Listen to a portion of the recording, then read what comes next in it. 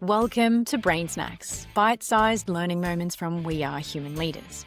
In today's Brain Snack, we discuss how to upskill for a future that's uncertain and unpredictable. We share our expert insights on the mindsets and behaviours that will be critical for success now and into the future. This is part of our 4-part Brain Snack series where we answer your questions. For more resources like this one, check out the We Are Human Leaders podcast at the link in our show notes. For now, enjoy. I'm going to pose another question that we had from the listenership to you. Let's keep firing. So this is, the skills that we hired 4 or 5 years ago already feel outdated. I want my team to be adaptable, but I'm not sure what training or development will matter most in the next 3 to 5 years. How do I equip them for a future I can't fully see? I love this question.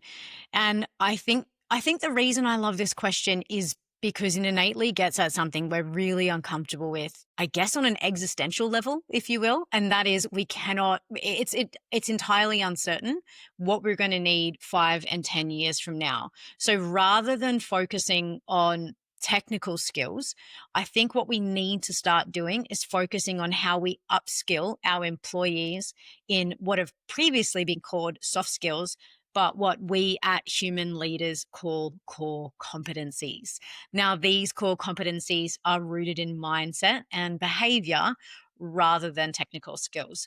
So I would encourage you to look at some of the skill development in your team around things such as adaptability, complex problem solving, helping people, identify challenges or opportunities for innovation within your organization. People who might have, they might be the go-to person who's a natural problem solver in your organization.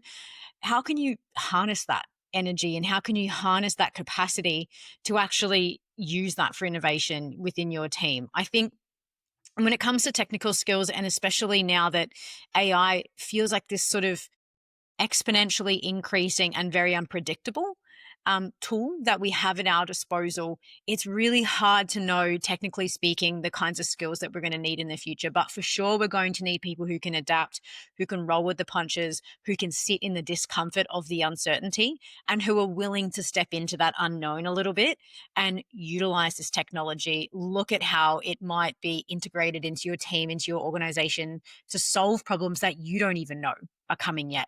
So it's about shifting away from technical expertise and moving into upskilling your people in some of the behavioral and mindset side of things. What are your thoughts on that, Sal? Well, I couldn't agree more, Lex. I think the build that I would have there, and it's a conversation that we've had with quite a few clients as well, is understanding that people's well-being is a foundation to them being able to navigate all of this uncertainty, the future that they can't fully see, that we can't fully see. It's in order to be able to meet that optimally, we're going to have to be functioning as well as we possibly can. And with a lot of people subject to chronic stress, starting to experience burnout, we're seeing, pretty terrifying rates of that around the world. I think it's really incumbent on leaders to really focus on giving their people the skills and the insight that they need to really prioritize their own well-being. As we know, when there's really heavy stress, that can start to impact our physical health, our physiological health, but also our brains. Our prefrontal cortex actually shrinks when we're subject to extensive chronic stress. For a really adaptable and resilient workforce, you're going to really want to ensure that people are as well as they possibly can be. So I think some training in those kind of fundamental competencies around, making sure that work isn't the only thing that you use to, identify yourself by, that you've got some good practices outside of work, and that work itself is not something that you have to then completely recover from, whether it's in the evening, on the weekend, or in vacations. That work is really something that does, to the extent possible, sort of nourish people and form something that gives them energy rather than draining them empty. So I think that sort of positioning people to be as healthier vessels as they possibly can means that whatever the future holds, they'll be able to meet it, as the best person that they can possibly be showing up. And I think to build on that piece as well, as a leader, it's really important you model this. I think it's really important that you model the behaviors we've just discussed. If you expect a team to be adaptable, to meet uncertainty with vigor rather than discomfort and terror. You have to be a leader that models that is how things are done around here. You have to be a leader that takes care of themselves, whatever that might look like for you, sleeping well, eating well, exercising well, all those sorts of things. Modeling a safe relationship with work. Workaholism is ever rife in culture, and I think for a lot of reasons, but I do think it takes some courageous pushback from all of us to say, actually, knock off means knock off. I go home at 5 p.m. Because the inbox is never empty. The to-do list is never done. But I think there takes some courage on the side of the leader, um, to really push back and model that behavior, to let your team know that it's safe to do so as well. I know in certain cultures, you absolutely cannot leave the office before your boss at the end of the day. So we really need to see that top down as well. Absolutely essential, Legs.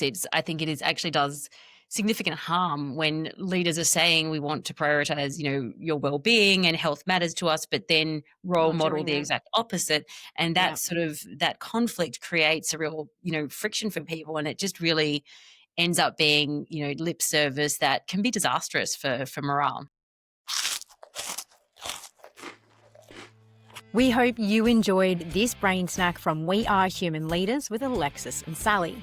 To learn more about this topic, check out the full conversation at the link in our show notes. And to learn more about human leaders, find us at www.wearehumanleaders.com.